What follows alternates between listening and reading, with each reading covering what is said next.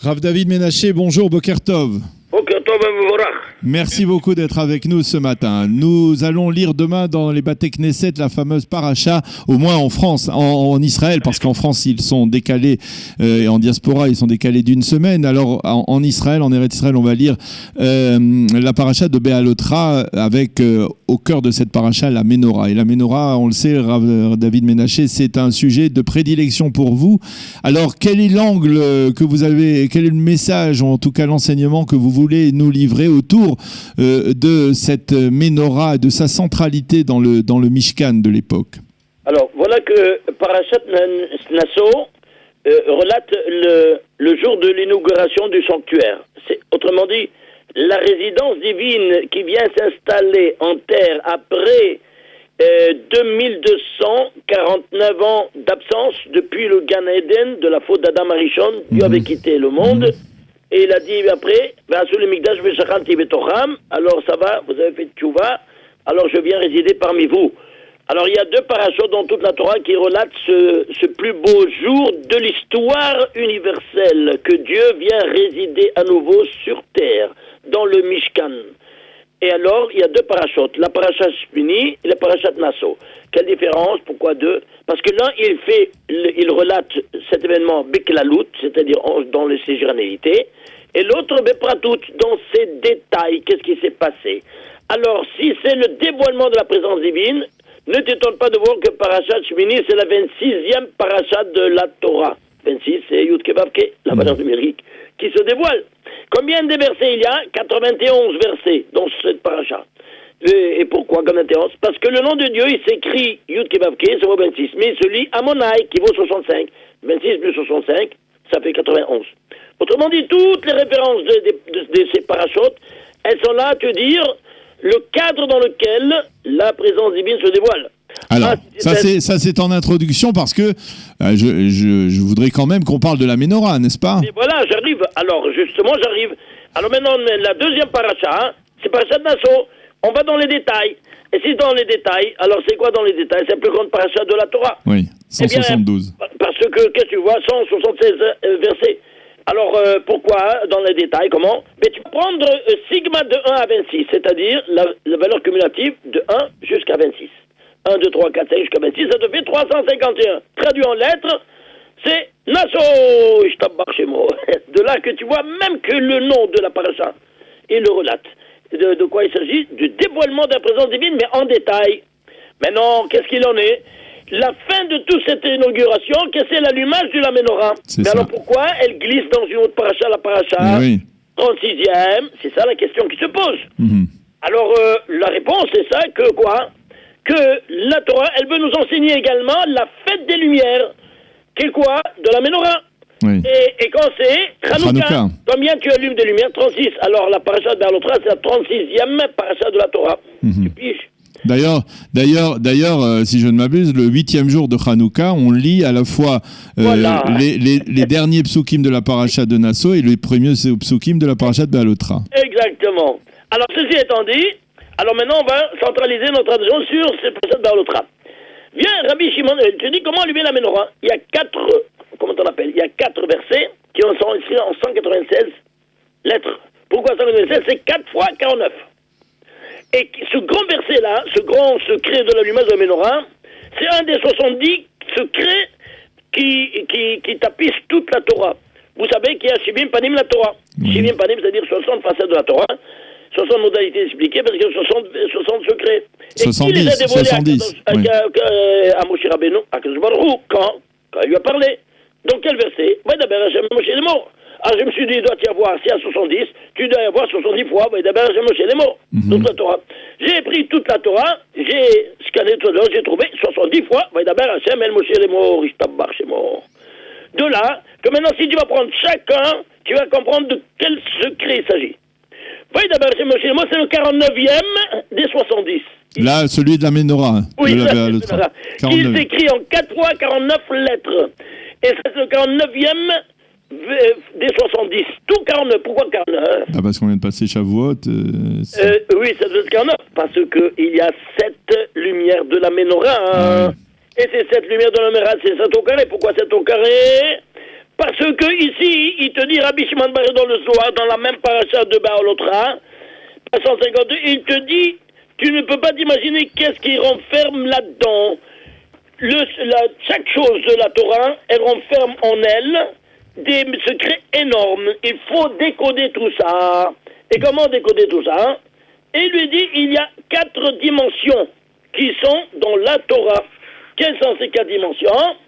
Il te dit, Tachazé, page Zohar Balotra, page 152. Ah, je lis. Tachazé, Hachinamilel, les bouchas. Alors, il y a dans la Torah le levouche, c'est-à-dire l'habit. L'habit, c'est quoi? C'est le récit matériel. Maintenant, qu'est-ce que tu vas? Derrière ce récit d'un événement matériel, c'est un habit. Tu dois enlever cet habit pour voir maintenant l'interne. Et qu'est-ce que tu vois? Deuxième dimension, c'est Goufa. Goufa, c'est quoi? C'est le corps. Alors, le corps se dévoile quand tu enlèves l'habit. C'est pour ça qu'il te dit, le Rizal, tout le pshat, c'est quoi? Le pshat, c'est de l'habit. Alors, tu enlèves cet habit matériel et rentre maintenant dans le corps pour voir de quoi il s'agit. Alors, il y a toute une autre dimension qui se dévoile à tes yeux. Et alors, c'est pour cela que il s'est écrit dans Shirachirim, Pashati et Kutanti. Je me suis déshabillé de ma tunique. Pashati, c'est le pshat. Il te dit, le Rizal, c'est de là que ça vient. Le pshat, c'est l'habit. Alors, là, cet habit, tu dois l'enlever. Alors, si tu l'enlèves, regarde ce qui se dévoile. Le Goufa. Et qu'est-ce que c'est? Tu traduis en valeur numérique les lettres. Alors tu sors du contexte, tu parles numériquement. Alors, si on parle numériquement et pour essayer de nous synthétiser, la menorah, en termes numériques, ça veut dire quoi? Alors voilà, je suis en train de traduire. Alors tu prends tous ces 196 lettres, oui, et tu traduis en numérique, ça te fait 14 533. Écoute-moi bien, regarde, c'est spectaculaire. 14 553, je ne sais pas c'est quoi. Alors il te dit maintenant la Neshama. Après le Goufa, tu as le Goufa, c'est 14 553. 533, pardon.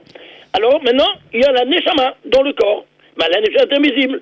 Alors dans ce nombre-là, il y a la Neshama. Qu'est-ce que c'est la Neshama? Tu dois décomposer ce nombre. Ce nombre-là est décomposable. Non, il est un nombre premier. Lequel? Le 1702e nombre premier.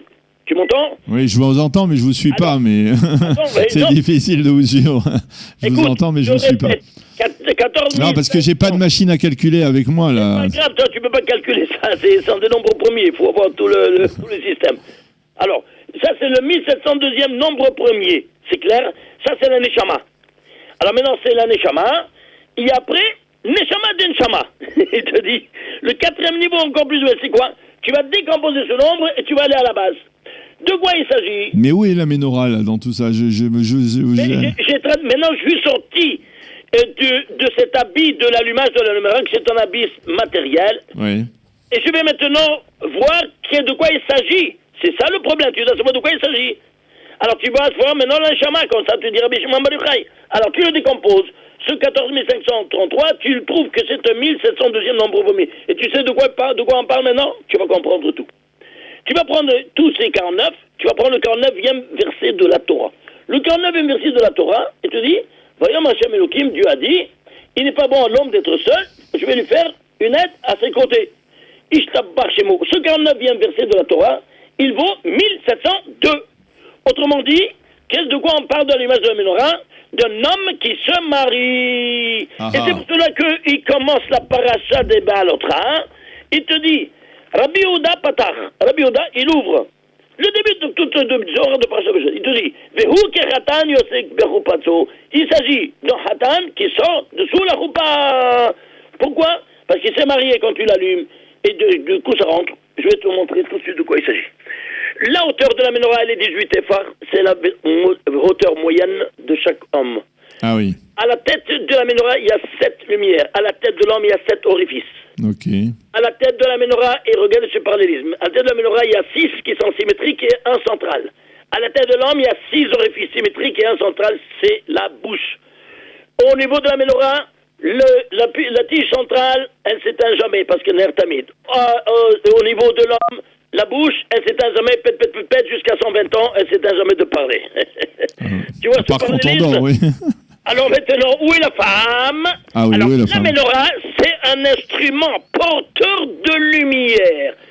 18 éphares. Alors la lumière, C'est qui? C'est la femme. C'est la femme. Comment on dit le feu? Esh. Mais Donc l'homme c'est la menorah éteinte et la flamme c'est la femme. Alors tu vas l'allumer maintenant, c'est-à-dire tu vas te marier. Ah oui, d'accord. Alors le mariage c'est quoi de la femme?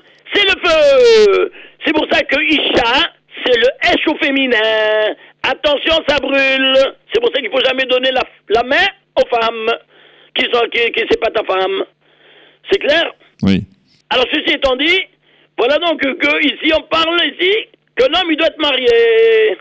Alors, c'est pour ça que tu prends et tu tombes exactement dans le pasouk, le 49e pasouk de la Torah qui te condamne le célibat et tu dis, voilà, maintenant, tu vas te marier. Je t'embarque chez moi. Eh bien, voilà, nous arrivons à la fin de notre émission. Nous avons encore 2 minutes. 2 minutes, Rav Menaché. Alors, tu vois que 1702... c'est quoi? C'est le Neshama d'Neshama. C'est-à-dire, tu prends le valeur numérique, et tu rentres et tu vois que s'il s'habille de Neshama d'Neshama, 1702. Alors, ce 1702, si tu le décomposes encore, ça te fait 2 en puissance 6. C'est quoi 2 en puissance 6? La dualité hétérogène qui s'épanouit à 6. 2 en puissance C égale 64. C'est quoi 64? Le nom, la guématre de Adam et Chava. Le voilà donc on revient... le mariage. D'accord. C'est-à-dire quoi? Un homme, il doit être marié, sinon... il n'est pas le porte-parole de la lumière divine de la Torah dans le monde. Seulement quand il est marié, alors il remplit son rôle. Il n'est pas marié, il ne remplit pas son rôle. Maintenant, si vous voulez voir la suite, c'est 1 heure dessus. Oui, on a bien compris. Pour résumer, et dites-moi si je me trompe, on va dire comme ça pour synthétiser une idée pour nos auditeurs.